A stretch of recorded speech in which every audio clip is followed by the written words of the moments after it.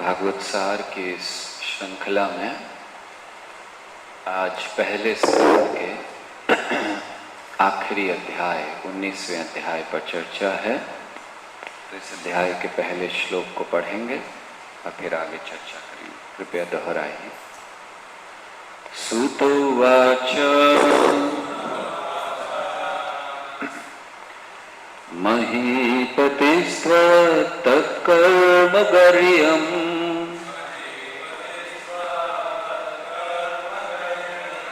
विचिन्तयन्नात्मकृतं सुदुर्मनः।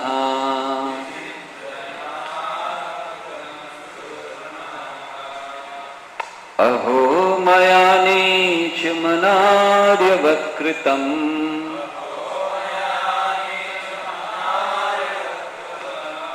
निरागसी ब्रह्मणि गूढ़तेजसी।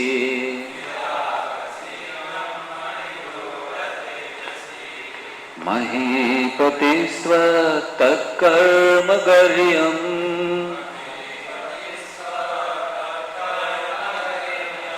विचिन्तयानात्मकृतं सुदुर्मनः।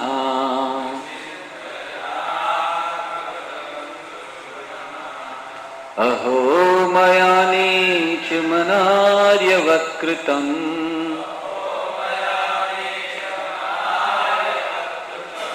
निरागसी ब्रह्मणि गूढ़तेजसी।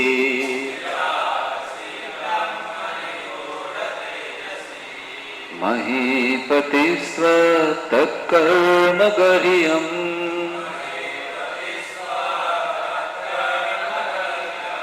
विचिन्तयन्नात्मकृतं सुदुर्मनः।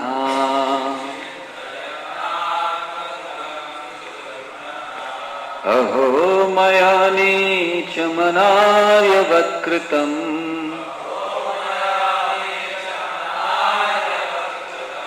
निरागसी ब्रह्मणि गूढ़तेजसी।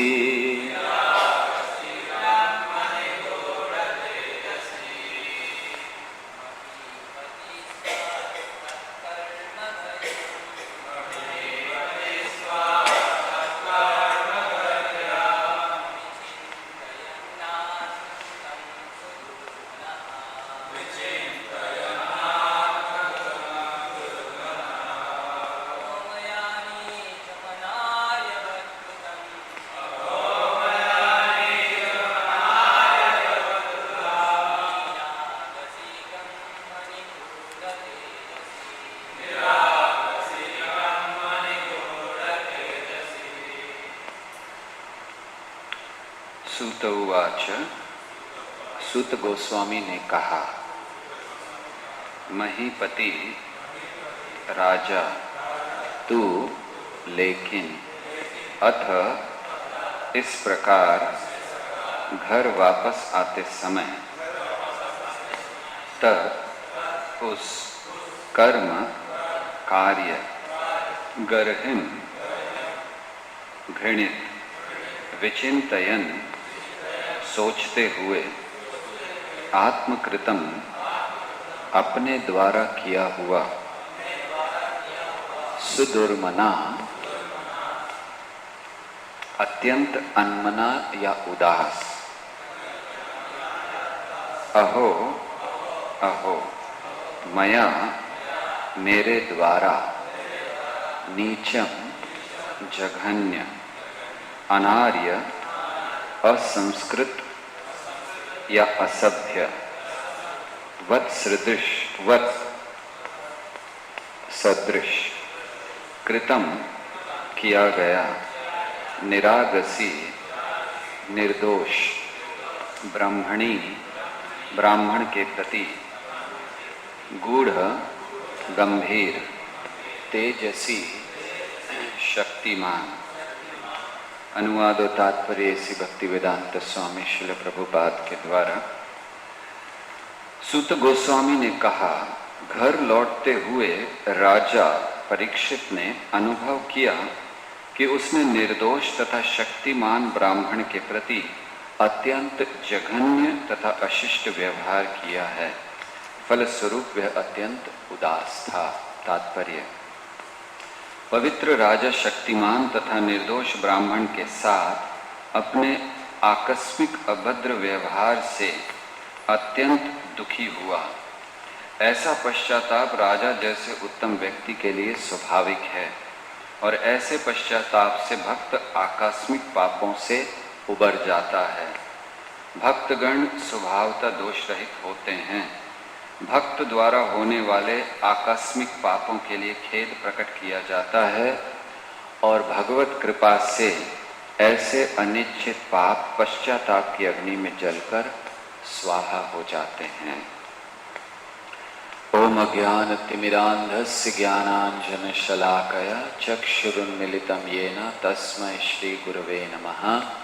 श्रीचैतन्यमनोभीष्टं स्थापितं येन भूतले स्वयं रूपः कदा मह्यं ददाति स्वपदान्तिकम्। वन्देऽहं श्रीगुरौ श्रीयुतपदकमलं श्रीगुरून् वैष्णवांश्च श्रीरूपं साग्रजातं सहगण रघुनाथान्वितं तं सजीवं साद्वैतं सावधूतं परिजनसहितं कृष्ण चैतन्यदेवं श्री राधा कृष्ण पादां सहगण ललिता श्री विशाखान्वितांश्च। हे कृष्ण करुणा सिंधु दीनबंधु जगतपते गोपेश गोपिका कांत राधा कांत नमस्तुते।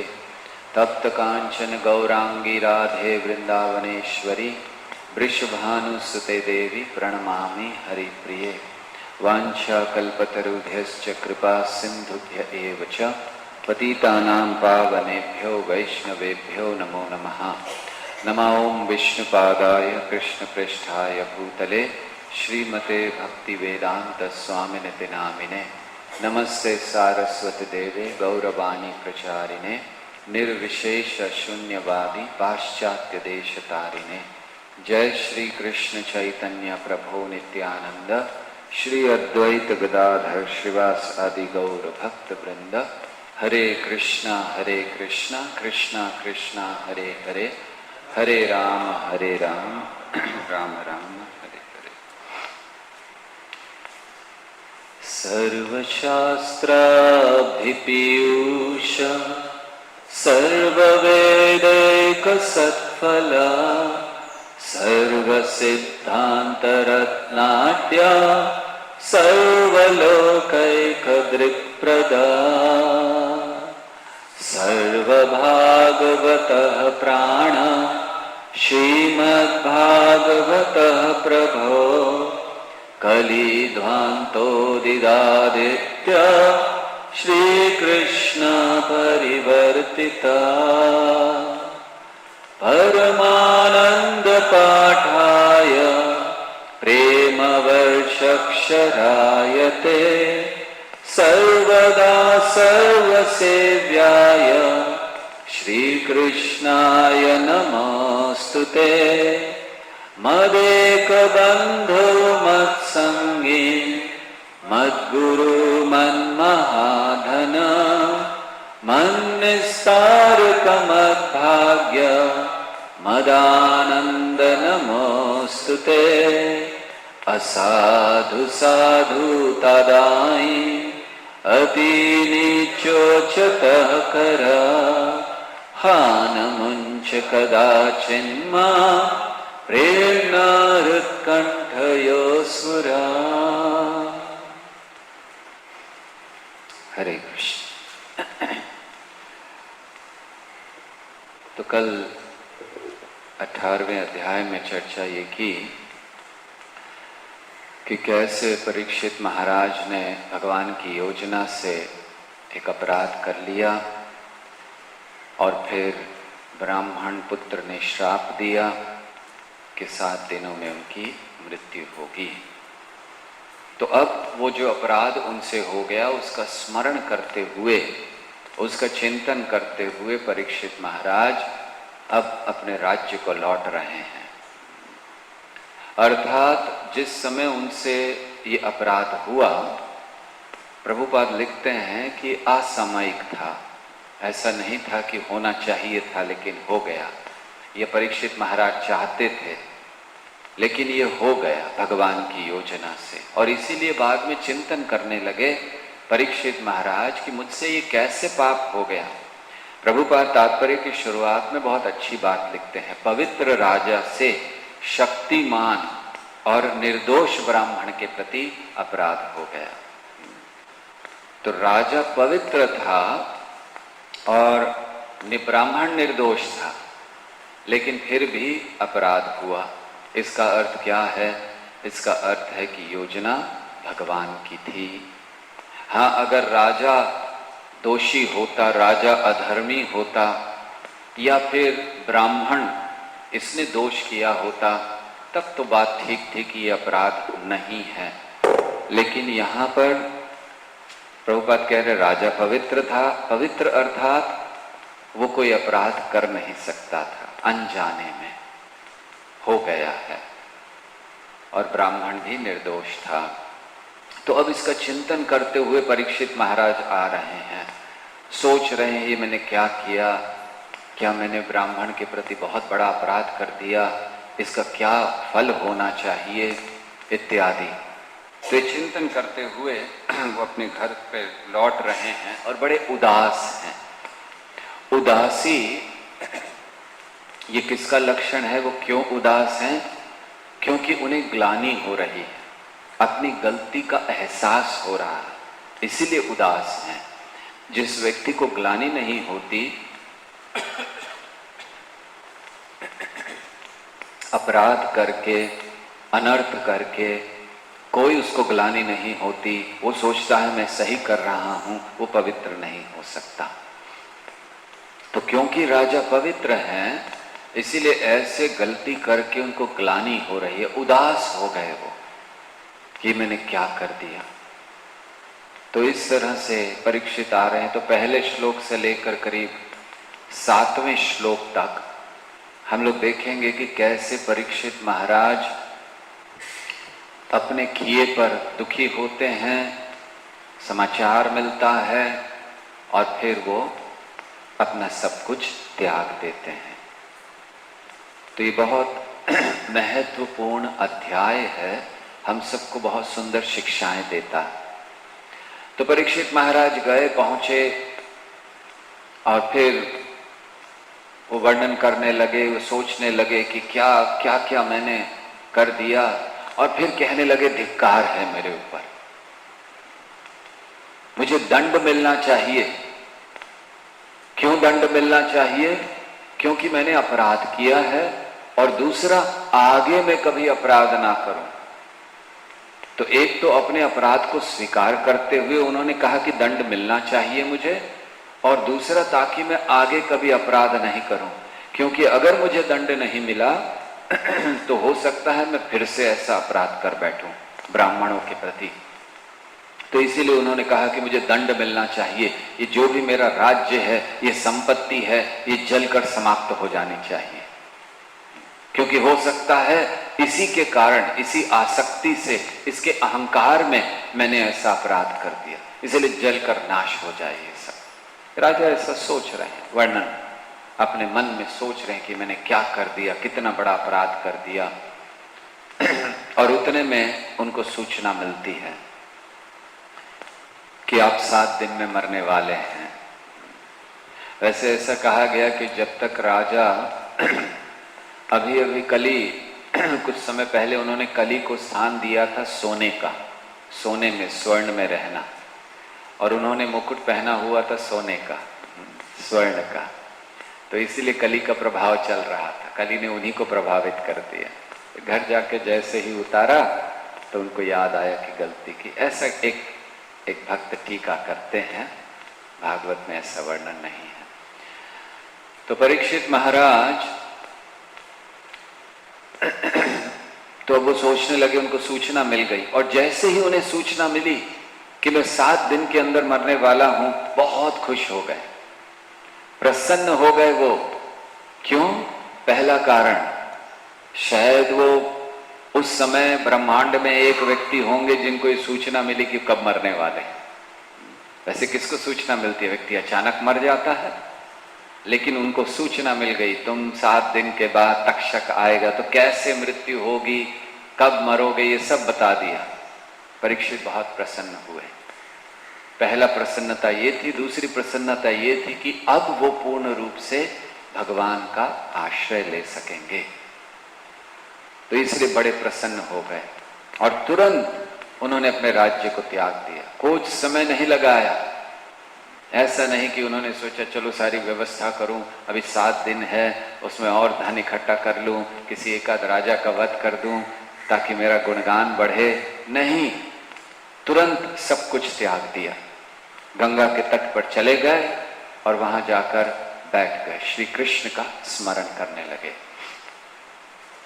तो ये प्रसंग हम सब के लिए बड़ा शिक्षा प्रदान करने वाला है कि व्यक्ति को, एक जो भक्त होता है, शुद्ध भक्त, उसको भगवान का स्मरण अंत में होता है। जैसे परीक्षित महाराज को हुआ, तो परीक्षित महाराज बड़ी दृढ़ता से अब अपने मन को भगवान में लगा रहे हैं, सब कुछ त्याग दिया बाकी। तो जो शुद्ध भक्त होते हैं वो जीवन के अंत में दृढ़ता से अपना मन बस कृष्ण में लगा देते हैं, लेकिन उसके लिए जीवन भर तैयारी। क्या तैयारी करनी चाहिए? परीक्षित महाराज के जीवन से हमें सीखना है कि परीक्षित महाराज ने जो दर्शाया उसको अगर हम बच सकें तो हम श्री कृष्ण का स्मरण कर सकते हैं जीवन के अंत में। सबसे पहले उन्होंने घर को त्याग दिया सही समय पर। जैसे ही पता चला बस मृत्यु होने वाली है, कुछ नहीं देखा। तो ऐसे ही व्यक्ति को घर का त्याग सही समय पर कर देना चाहिए, उसमें फंसे नहीं रहना चाहिए घर में, क्योंकि क्या पता कितना समय हमारे पास है। तो इसलिए घर का त्याग सही समय करना चाहिए। दूसरा, हमें अपराध नहीं करने चाहिए जीवन में। परीक्षित महाराज ने कर दिया अपराध, लेकिन हमें अपराध नहीं करने चाहिए। दरअसल उस प्रसंग से हम लोगों को ये सिखलाया जा रहा है कि हमें जीवन कैसे बिताना है। तो हमें कोई भक्तों के प्रति अपराध नहीं करना चाहिए, जीवन भर कृष्ण का स्मरण करना चाहिए। तब जीवन के अंत में हम भगवान पर अपना ध्यान केंद्रित कर सकेंगे, नहीं तो संभव नहीं है। तो इसीलिए अब परीक्षित महाराज बहुत सुंदर उदाहरण प्रस्तुत कर रहे हैं। वो चले गए गंगा के तट पर और जाकर क्या किया, उन्होंने याचना की ऋषि मुनियों से कि आप कृपया मुझ पर कृपा कीजिए, आपकी कृपा मुझ पर बनी रहे। तो ऐसी उन्होंने याचना की। एक भक्त को जीवन के अंत में याचना करनी चाहिए। क्या याचना? अपने सारे अपराधों की क्षमा मांगनी चाहिए। और इसका बहुत सुंदर उदाहरण हम लोग श्रील प्रभुपाद के जीवन में देखते हैं। श्रील प्रभुपाद जी जिस समय अपना देह त्याग रहे थे, उन्होंने अपने सारे शिष्यों को बुलाया। उसका कारण ये था कि वो दर्शाना चाहते थे कि कैसे जीवन त्यागना चाहिए, कैसे देह को त्यागना चाहिए। और उस समय श्रील प्रभुपाद जी ने अपने सारे गुरु भाइयों को, जो भी वहां पर थे, जो आ सके, उनको बुलाया और उनसे क्षमा याचना की। उनसे कहा कि प्रचार के समय में हो सकता है मैंने बहुत सारी ऐसी बातें कह दी हों, आप सबके प्रति अपराध कर दिया हो, मुझे क्षमा कर दीजिए। और उनके गुरु भाई तो उनको कह रहे थे कि कोई अपराध नहीं आपसे स्वामी जी, आपसे कैसे अपराध हो सकता है। लेकिन प्रभुपाद उस समय सबसे क्षमा मांग रहे थे कि मैं प्रचार के समय बहुत कुछ कह दिया, बहुत ऐसे शब्दों का प्रयोग किया, मुझे क्षमा कर दीजिए। तो देखिए ये परीक्षित महाराज भी अपने उदाहरण से ये दिखला रहे हैं। तो परीक्षित महाराज ने जो कार्य किया, इससे हमें सीखना है कि जीवन के अंत में हमें कैसे, क्या भाव में होना चाहिए। तो क्षमा याचना कर रहे हैं और अधिकारियों से, अपने वरिष्ठों से, ऋषि मुनियों से पूछ रहे हैं मुझे क्या करना चाहिए, बताइए मैं क्या करूं। और साथ ही साथ वो कृष्ण कथा सुनने में रुचि भी उत्पन्न कर रहे हैं। और अपनी इस अवस्था को वो एक वरदान मान रहे हैं। तो ये देखिए, ये भक्त का गुण है कि उन्होंने ये नहीं कहा कि कैसी अवस्था हो गई, मैंने इतनी मेरी नहीं, उसको वरदान माना। तो मृत्यु के समय हमारी जो भी अवस्था हो उसको वरदान मानना चाहिए कि हम कृष्ण का स्मरण कर सकें। तो ऐसे परीक्षित महाराज ने किया। फिर 8वें श्लोक से लेकर करीब 24वें श्लोक तक परीक्षित महाराज सभी जो वहां उपस्थित ऋषि मुनि हैं उनको प्रणाम करते हैं, उनसे याचना करते हैं, उनसे प्रश्न करते हैं, जिज्ञासा करते हैं, वर्णन करते हैं, अपना वर्णन करते हैं। इस प्रसंग में हम देखते हैं कि परीक्षित महाराज बहुत से महत्वपूर्ण गुणों को प्रकट करते हैं भक्तों के। सबसे पहली नम्रता, वो नम्रता को प्रकट करते हैं। दूसरा, कृष्ण में पूर्ण विश्वास को प्रकट करते हैं। और तीसरा, कृष्ण कथा में रुचि को वो प्रकट कर रहे हैं। कैसे? वो बड़ी नम्रता से कहते हैं कि हमारे जैसे जो लोग हैं, अर्थात जो राजकाज करने वाले क्षत्रिय हैं, आप लोग तो उनको, ऋषि मुनियों से कह रहे हैं, आप लोग तो उनको एक व्यर्थ मानते हैं, आप लोग कभी उनसे संग नहीं करना चाहते। लेकिन आज मेरा बड़ा भाग्य है कि आज आप सब आए हैं। और कौन कौन आए थे? भागवत में वर्णन है। बड़े बड़े ऋषि, जैसे ही सबको पता चला कि परीक्षित अब सब कुछ त्याग कर, खाना पीना त्याग कर, आमरण अनशन उन्होंने कर दिया है, मृत्यु तक, अब वो कुछ खाएंगे नहीं, उन्होंने व्रत ले लिया है, तो सारे ब्रह्मांड के ऋषि मुनि आए देखने के लिए। व्यासदेव आए, परशुराम जी आए, सब आए वहां पर। किस लिए? ये देखने के लिए कि देखो परीक्षित अब इतना महान व्यक्ति, इतना महान भक्त कैसे अपना देह त्यागता। तो वहां पर सब आए, नारद मुनि आए, काफी लोग वहां पर आए। तो उस समय परीक्षित ने सबको बहुत नम्रता से प्रणाम किया कि आप लोग तो हम लोगों को बहुत व्यर्थ मानते हैं ही, हम लोग तो व्यर्थ हैं, लेकिन फिर भी आपकी कृपा है कि आप मुझे इस समय संग देने आए हैं आपका। तो सबसे पहला गुण नम्रता को प्रकट कर रहे हैं परीक्षित महाराज। उस समय भी, मृत्यु के समय भी उन्होंने नम्रता को प्रकट किया। और फिर वो कहते, ये जो स्थिति मेरे साथ हुई है ये सही है एकदम, मैंने जो किया था उसका मुझे यही फल मिलना चाहिए, और ये मेरे लिए बहुत अच्छा है कि मैं यहां पर हूं आप सबके साथ में और मैं कृष्ण कथा सुन सकता। तो उन्होंने विश्वास दिखलाया कि भगवान जो भी करते हैं सही करते हैं, भगवान कभी गलत नहीं कर सकते। और साथ ही साथ परीक्षित महाराज ने याचना की कि मैं कृष्ण कथा सुनना चाहता हूं। तो यहां वो रुचि प्रकट कर रहे हैं, नम्रता है उनके अंदर, विश्वास है कृष्ण में, और रुचि है कृष्ण कथा में। तो देखिए ये भक्त के लक्षण है, नम्र होना चाहिए, विश्वास होना चाहिए कि कृष्ण जहां भी हमें रखें, जैसे भी रखें, जिस अवस्था में रखें, ये भगवान की कृपा। और रुचि किसमें होनी चाहिए? कृष्ण कथा में। तो उन्होंने कहा बस आप मुझे कृष्ण कथा सुनाइए। और इच्छा क्या जाहिर की? वो इच्छा करते हैं कि बस मेरी यही इच्छा है कि अगर मुझे और एक जन्म मिले, परीक्षित महाराज कहते हैं, मतलब अगर मिले, यानी वो जानते हैं कि उन्हें मिलेगा नहीं और एक जन्म, लेकिन कृष्ण चाहे तो मिल सकता है। तो इसीलिए उन्होंने कहा कि अगर मुझे और एक जन्म मिले तो मेरी यही इच्छा है कि मुझे भक्तों का संग प्राप्त हो, भगवान कृष्ण के प्रति आसक्ति प्राप्त हो, और सभी जीवों से मैं मित्रता कर सकूं। ये 3 चीजें मांगी उन्होंने। ये उनकी इच्छा। तो देखिए भक्त की क्या इच्छा होती है, क्या इच्छा हमें करनी चाहिए। उन्होंने इस समय पर भगवान के धाम को नहीं मांगा, न धनम न जनम न सुंदरीम कविताम वा जगदीश कामये मम जन्मनि जन्मनीश्वरे भवतात भक्तिर अहेतुकी त्वयि। ये भी नहीं कहा कि मैं बहुत बड़ा भक्त बन जाऊं अगले जन्म में, सब मेरा संग करें, नहीं, अगर अगला जन्म मिले तो मुझे कृष्ण के प्रति आसक्ति हो, भक्तों का संग मिले, और सभी जीवों के प्रति मैं मित्रता स्थापित कर सकूं, बस अगर ये मिल जाए तो मुझे अगला जीवन लेने में भी कोई कष्ट नहीं। तो देखिए भक्तों के कितने अच्छे लक्षणों को परीक्षित महाराज यहाँ अपने उदाहरण से प्रस्तुत कर रहे हैं। तो ये हम सबको सीखना चाहिए। तो ऐसे परीक्षित महाराज वर्णन करने लगे कि कैसे अंतिम समय में फिर उन्होंने सारे ऋषि मुनियों से प्रश्न किया कि अब आप बताइए कि मुझे क्या करना चाहिए। तो यहाँ और एक महत्वपूर्ण भक्ति के सिद्धांत को प्रकट कर रहे हैं कि मृत्यु के समय भी वो अपने आप को किसी अधिकारी के अधीन रख रहे हैं, पूछ रहे हैं क्या करना चाहिए मुझे। तो भक्ति मार्ग क्या है?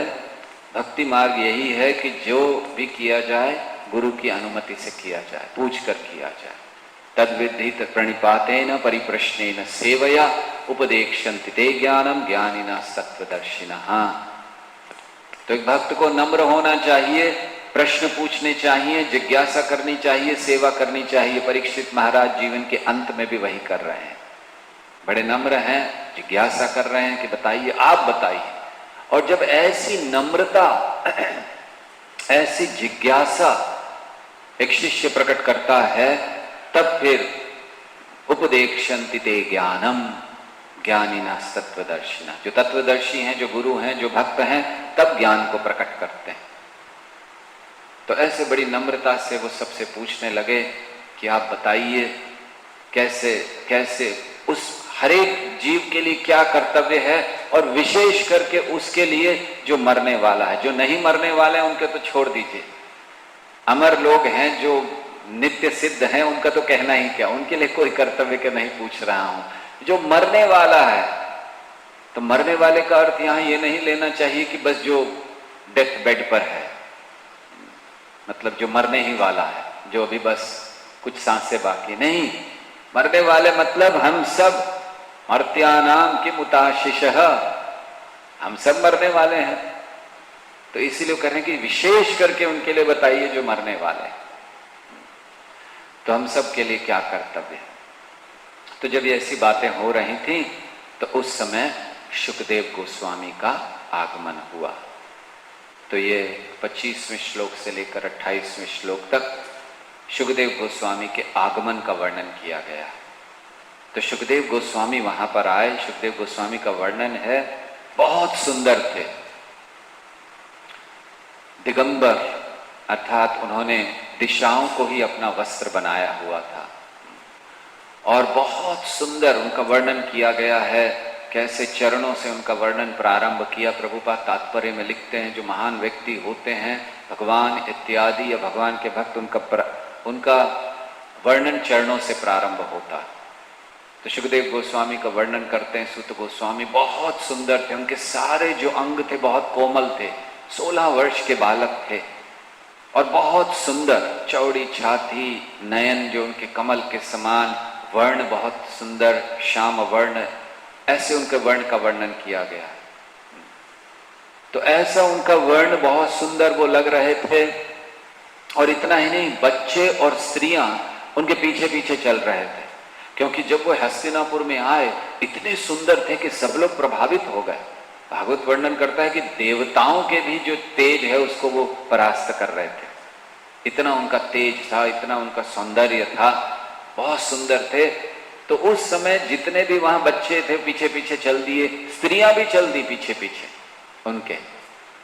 और ऐसे जब वो इस सभा में आए, इन ऋषियों की सभा में अचानक आ गए, और सब ने उठकर प्रणाम किया उनको। प्रभुपाद कहते हैं कि व्यासदेव, नारद मुनि और कुछ ऋषियों को छोड़कर सब ऋषियों ने उठकर प्रणाम किया। तो ये बताने का तात्पर्य क्या है? अब जब शुकदेव गोस्वामी बोलेंगे तो नारद, व्यास सब बैठकर सुनने वाले हैं। तो शुकदेव गोस्वामी कहेंगे, और शुकदेव गोस्वामी को सबने प्रणाम किया। प्रभुपाद कहते हैं कि हालांकि इतने सारे ऋषि मुनि वहां थे, लेकिन सबने प्रणाम किया। क्यों? क्योंकि भक्त हमेशा प्रणाम करने योग्य होता, भक्त गुणगान करने योग्य होता है, उसको सदैव आदर देना चाहिए। तो सारे ऋषि मुनि उठकर खड़े हो गए जैसे ही शुकदेव गोस्वामी ने प्रवेश किया, सबने प्रणाम किया उनको और सुखदेव गोस्वामी आए। तो जब बच्चों और स्त्रियों ने देखा जो पीछे पीछे आ रहे थे उनके, कौन है ये बालक, कौन है ये, तो उन्होंने देखा अरे अरे ये तो कोई बहुत बड़ा आदमी है इतने सारे ऋषि मुनि, सोचिए वहां कितने ऋषि मुनि आए हुए थे गंगा के तट पर। परीक्षित महाराज को उन्होंने ये निर्णय किया था कि हम 7 दिन तक यहीं रहेंगे, जब तक परीक्षित देह नहीं त्यागेंगे हम यहीं रहेंगे। क्यों? क्योंकि वो जानते थे कोई तो महत्वपूर्ण बात होगी भक्ति से संबंधित, एक भक्त अपना देह त्याग रहा है। तो सारे लोग आए थे। तो जब उन्होंने सबने प्रणाम किया तो स्त्री और बच्चों ने देखा अरे हमें तो पता ही नहीं था, हम तो सोच रहे थे कोई ऐसे बालक घूम रहा है, ये तो कोई बहुत महान व्यक्ति है। तो सब तुरंत वहां से चले गए, अरे अरे हमने कुछ गलती ना हो जाए हमसे। तो उस समय फिर परीक्षित महाराज ने सुखदेव गोस्वामी को बड़ी नम्रता से स्वागत किया। उन्होंने कहा कि आप जैसे लोग, आप इस समय मेरे ऊपर आए हैं, निश्चित की कृपा है, क्योंकि आप तो किसी के घर में गोदोहन, गाय दोहने तक बस उतना ही रुकते हैं, उससे ज्यादा नहीं रुकते। सुखदेव गोस्वामी के बारे में कहा गया है कि वो कहीं किसी गृहस्थ के घर में चले जाते थे तो जब तक गाय दोहने में समय लगता था बस उतना रुकते थे। मान लो कि जाते जाते उन्होंने सोच लिया चलो गाय दो रहे हैं तो दूध पीते हुए चले जाएं, बस इतना ही रुकते थे। तो ऐसे, लेकिन आज सुखदेव गोस्वामी ने आसन ले लिया, स्थिर बैठ गए। भागवत में वर्णन है कि वो स्थिर बैठ गए, मतलब आसन स्वीकार कर लिया। आज वो जाएंगे नहीं गाय दोहने के समय होने के बाद, या गाय दोहने तक नहीं रुकने वाले हैं, आज वो बैठ गए, क्योंकि अब उन्हें पता है कि अब वो 7 दिन तक बोलने वाले हैं। तो परीक्षित महाराज ने उनका स्वागत किया कि आप जैसे लोग हम पर केवल कृपा करने के लिए यहाँ पर आते हैं और आप ऐसे समय में आए हैं, निश्चित भगवान की मुझ पर कृपा हुई। तो एक महत्वपूर्ण बात परीक्षित महाराज ये समझाते हैं कि अगर भक्त मृत्यु के समय भक्तों का संग है या कभी भी हमारा भक्तों का संग है तो ये सीधे भगवान की कृपा है। परीक्षित महाराज कहते हैं कि आप यहां इस समय आ गए हैं, निश्चित ये भगवान की कृपा, नहीं तो होता नहीं। श्री कृष्ण मेरे जैसे अयोग्य व्यक्ति को उन्होंने स्वीकार किया अपने संबंधी के रूप में केवल पांडवों पर कृपा करने के लिए, मेरी कोई योग्यता नहीं है। और आज आप यहां आए हैं, ये भी उनकी कृपा है, मेरी कोई योग्यता नहीं। ऐसा नहीं है कि मैं बहुत बड़ा भक्त हूं तो सुखदेव गोस्वामी को तो आना ही था, नहीं, भगवान की कृपा। तो ये जान लीजिए कि भक्तों का संग जीवन में किसी भी समय हो, वो प्रत्यक्ष कृपा है भगवान की। तो हमें ये सोचना नहीं चाहिए अरे भगवान मुझ पर कब कृपा करेंगे, कब कृपा करेंगे, कर चुके हैं, भक्तों का संग दे दिया है, प्रत्यक्ष सीधे कृपा है भगवान की।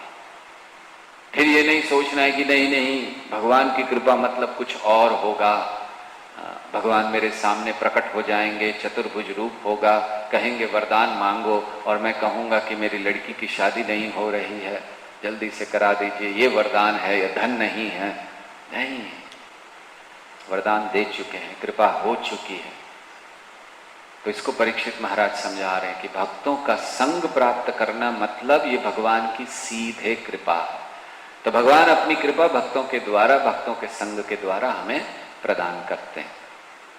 तो ऐसे परीक्षित महाराज ने उनसे कहा और फिर जिज्ञासा की परीक्षित महाराज ने। परीक्षित ने कहा कि आप बताइए कि ऐसे व्यक्ति के लिए जो बस मरने वाला है उसे क्या सुनना चाहिए, क्या बोलना चाहिए, क्या स्मरण करना चाहिए, किसकी पूजा करनी चाहिए, तो क्या कर्तव्य है ऐसे व्यक्ति के लिए, आप कृपया बताइए। तो ऐसा वर्णन उन्होंने सुखदेव गोस्वामी के लिए किया। सुखदेव गोस्वामी से कहा और सुखदेव गोस्वामी अब बोलने वाले। तो ऐसे प्रश्न पर जब ये सारा वो प्रश्न कर रहे हैं परीक्षित महाराज, भागवतम का पहला स्कंद समाप्त होता है, 19वां अध्याय। और अब दूसरे स्कंद में सुखदेव गोस्वामी बोलना प्रारंभ करेंगे। तो ये बड़ा महत्वपूर्ण स्कंद है, ये अध्याय भी विशेषता महत्वपूर्ण है, कि सुखदेव गोस्वामी का आगमन हुआ।